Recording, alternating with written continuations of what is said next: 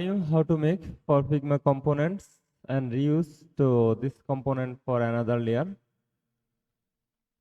So let's start. Do with me.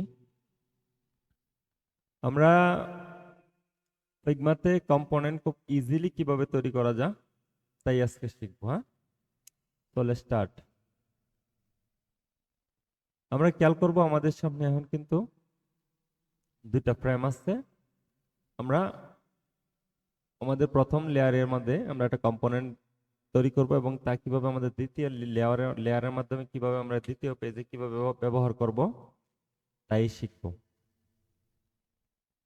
আমরা প্রথমে text ব্যবহার করব।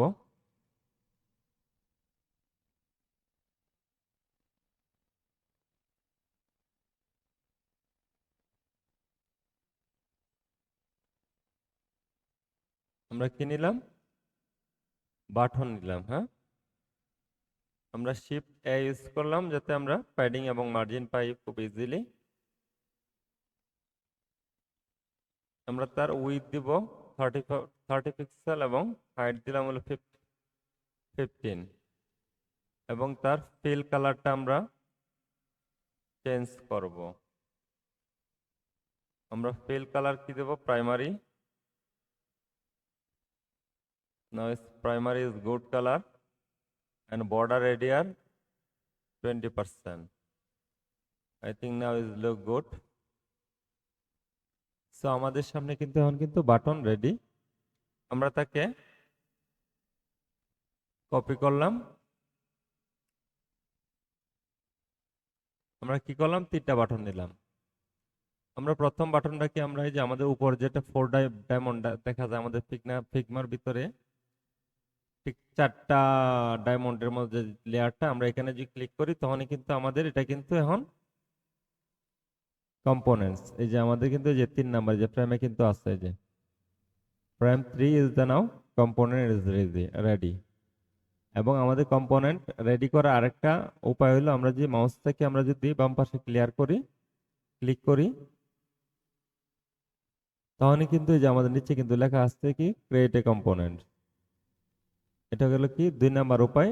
সেটাও কিন্তু এখন কম্পোনেন্ট, যে 4 নাম্বার আমাদের ফ্রেম কম্পোনেন্টস। এবং আমরা যদি 3 নাম্বার আরেকটা ওয়ে দেখি, কন্ট্রোল এবং অল্টার বাটন এবং কে, এখনো কিন্তু আমাদের যে সেম 3টা বাটন কিন্তু কি আমাদের কি সেম কম্পোনেন্ট। তাহলে আমরা এখন কি শিখলাম?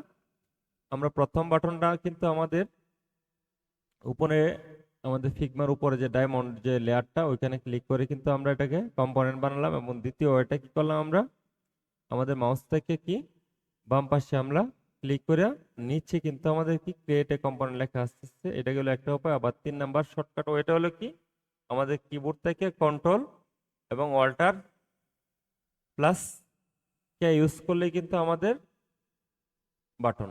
সো আমাদের কিন্তু 3টা কম্পোনেন্ট রেডি, বাট আমাদের কিন্তু এখন কি 3টা কম্পোনেন্টের প্রয়োজন না। আমরা কিন্তু জাস্ট একটা কম্পোনেন্টকে তৈরি করব এবং এটাকে রিইউজ করব। হ্যাঁ, তাহলে আমরা বাকি 2টা কম্পোনেন্ট ডিলিট করে দিলাম। হ্যাঁ, তো আমাদের প্রথম কম্পোনেন্টটা এখানে রেডি, যে আমাদের 3 নাম্বার ফ্রেমের কম্পোনেন্ট। তো আমাদের লেয়ারের পাশে যে আমাদের অ্যাসেট যে ফাইলটা আছে আমরা কিন্তু কই গেলাম? অ্যাসেটের মাধ্যমে এখন আমরা আসছি। এই যে আমরা কিন্তু অ্যাসেট ফাইলের মধ্যে আসার সাথে সাথে কিন্তু এই যে আমাদের এখানে কি শো করতেছে? একটা ইমেজ শো করতেছে। হ্যাঁ, আমরা যদি এটা জাস্ট ক্লিক করে যে ড্র্যাগ এন্ড ড্রপ করলাম এই যে এখানে, এই যে সেটাও কিন্তু আর একটা কম্পোনেন্ট। তো this is the good way. এবং আমরা যদি এই বাটনটাকে আমরা কি করবো? আবার কপি করলাম। আমরা অল্টার ট্যাবে ধরে কি করলাম? যে আবার কপি করলাম, অ্যাগেন মেক কপি। এবং আমাদের এটা হলো কি ওয়ান হলো কি আমাদের কি মূল যেটা আমাদের কম্পোনেন্ট, যেটা আমরা বলতে পারি কি প্যারেন্ট কম্পোনেন্ট। এবং কি আমাদের এখানে 3টা হলো কি এই লেয়ারের মাধ্যমে আমাদের 3টা হলো child component. Is good. Parent এবং কি চাইল্ড। আমরা যদি প্যারেন্টের মাধ্যমে যে আমরা কোনো কিছু যদি চেঞ্জ করি তাহলে কিন্তু আমাদের কিন্তু চাইল্ড সেটা চেঞ্জ হবে। বাট আমরা যদি চাইল্ডের মাধ্যমে আমরা যদি কোনো পরিবর্তন করি তা আমাদের কি প্যারেন্টের মাধ্যমে কি কোনো এফেক্ট পড়বে না।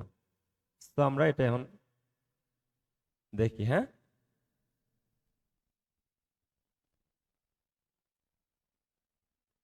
এই যে আমরা কি করলাম, এই যে প্যারেন্ট ডিলিট করার সাথে সাথে সে কিন্তু চাইল্ডও কিন্তু সে আর কাজ করে নাই। আমরা যদি এখানে লিখি অন, এই যে আমরা এখন কি দিলাম, হোম বাটন ক্লিক করলাম, হ্যাঁ, গুড। বাট প্যারেন্ট এবং কি চাইল্ড সেম, বাট আমরা যদি এখন আমাদের চাইল্ড কম্পোনেন্টের মাধ্যমে আমরা যে আবার চেঞ্জ করি, এই যে এখন কিন্তু আমরা কি করলাম, এই যে আমাদের চাইল্ড কম্পোনেন্টের কিন্তু কি আগের অবস্থা, এখানে কিন্তু আবার কি বাটন, এটা কিন্তু এখন কি button component, but this is true for কি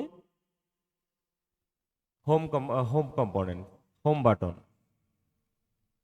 সো আমরা এখন কি করলাম, আমরা কিন্তু প্রথমেই আমরা যদি আমাদের প্যারেন্ট কম্পোনেন্টের মধ্যে আমরা কোনো কিছু চেঞ্জ করি তাহলে কিন্তু সে অবশ্যই কিন্তু কি চাইল্ড কাজ করবে। বাট আমরা যদি কোনো চাইল্ডকে যদি আমরা ওভারলে, ওভারলে বলতে কি আমরা কি করলাম, আমরা চাইল্ড কম্পোনেন্টের মধ্যে কোনো কিছু চেঞ্জ করলে সে কিন্তু এফেক্টে কাজ করবে। বাট আপনারা এখন হয়তো ভাবতে পারেন যে এখন যদি আমি আবার যদি আমাদের প্যারেন্ট কম্পোনেন্ট চেঞ্জ করি তাহলে কি আবার কি আমাদের চাইল্ড কি কাজ করবে? হ্যাঁ, কাজ করবে। বাট আমরা প্রথম যে কম্পোনেন্টটার মাধ্যমে আমরা চেঞ্জ করলাম সে কিন্তু আর কাজ করবে, বাকি যে আমাদের দুইটা কম্পোনেন্টস সে কিন্তু কাজ করবে।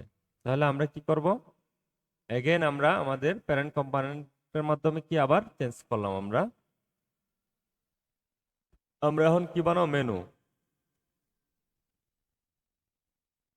এই যে এখন কিন্তু কি আমাদের মেনু বাটন, হ্যাঁ, এই যে আমরা যখন নাকি এখন প্যারেন্টের মাধ্যমে কি আমরা মেনু দিলাম, বাট দুইটা চাইল্ড কিন্তু তার ঠিকই কাজ করছে, কিন্তু বাকি তার 3 নাম্বার চাইল্ডটা সে কিন্তু কাজ করে নাই। কেন কাজ করে নাই? কারণ তার মাধ্যমে কিন্তু ওভারলে মানে তার মাধ্যমে কি আলাদা এক্সট্রা ভাবে তারা কিন্তু চেঞ্জ করা হয়েছে। যদি আমরা কোনো একটা বাটনকে আমরা যদি চেঞ্জ করি, কোনো একটা চাইল্ড বাটন, কোনো একটা চাইল্ড এলিমেন্টকে যদি আমরা চেঞ্জ করি সে কিন্তু আর প্যারেন্টের সাথে আর থাকছে না, প্যারেন্টের মাধ্যমে সে কিন্তু আলাদা হইতেছে। আমরা প্যারেন্ট চেঞ্জ করলেও সে আর কাজ করবেন।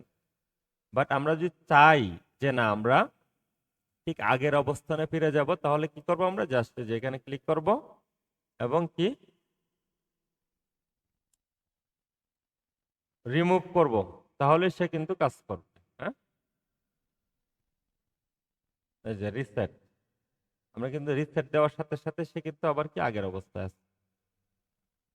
সো আমি আশা করব আপনারা কম্পোনেন্ট কিভাবে তৈরি করতে হয় এবং প্লাস এই কম্পোনেন্টটাকে রিউজ করতে হয় খুব ইজিলি তাই আমি বোঝানোর চেষ্টা করছি। তারপরেও যদি আপনাদের কোনো বুঝতে কোনো যদি সমস্যা হয় তাহলে অবশ্যই আমাকে কমেন্টের মাধ্যমে জানাবেন। হ্যাঁ, জি, ধন্যবাদ সবাই।